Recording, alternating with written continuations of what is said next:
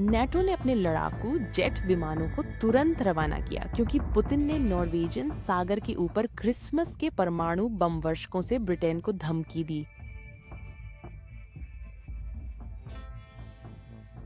Vladimir Putin ने इस Christmas पश्चिम को चौंका दिया जब उन्होंने विशालकाय Tu-95M रणनीतिक परमाणु बम वर्षकों को नॉर्वेजियन सागर के ऊपर यूनाइटेड किंगडम के उत्तरी तट के पास लंबी दूरी की उड़ान पर भेजा। नाटो ने तुरंत प्रतिक्रिया दी, रूसी बम वर्षकों को उनके खतरनाक मार्ग पर ट्रैक करने के लिए युद्धक विमानों को रवाना किया।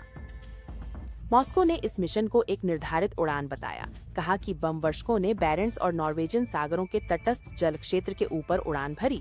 यह उड़ान 7 घंटे से अधिक समय तक चली। रूसी नौसेना के Su-33 लड़ाकू विमानों ने Tu-95M बम वर्षकों को एस्कॉर्ट किया, जो इस क्रिसमस संदेश के पीछे की ताकत को दर्शाता है। रूस ने स्वीकार किया कि नाटो ने मार्ग में बम वर्षकों का पीछा किया, सहयोगी वायु सेनाओं का नाम बताए बिना।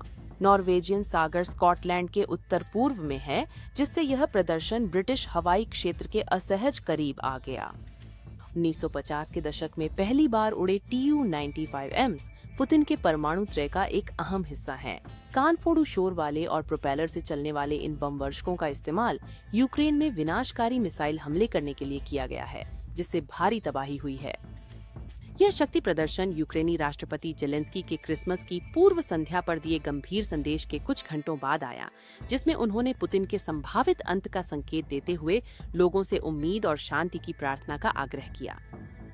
जेलेंस्की ने यूक्रेनियन से बात की, कहा उसका नाश हो, स्पष्ट रूप से पुतिन का जिक्र करते हुए, लेकिन तुरंत ही यूक्रेन के लिए शांति, न्याय और जीत का आह्वान किया। उनका यह संदेश तब आया जब रूसी सेना ने क्रिसमस की पूर्व संध्या पर यूक्रेनी शहरों पर हमले जारी रखे, महत्वपूर्ण ऊर्जा बुनियादी ढांचे को निशाना बनाया, जिससे खार्किव और सूमी में कम से कम एक व्यक्ति घायल हो गया।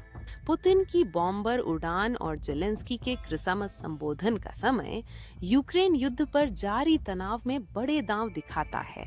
छुट्टियों में भी हवा में Tu-95M रूस की परमाणु क्षमता का प्रतीक बने हुए हैं और उनकी क्रिसमस की पूर्व संध्या की उड़ान यूरोप और दुनिया के सामने लगातार भू राजनीतिक खतरों की एक तीखी याद दिलाती है।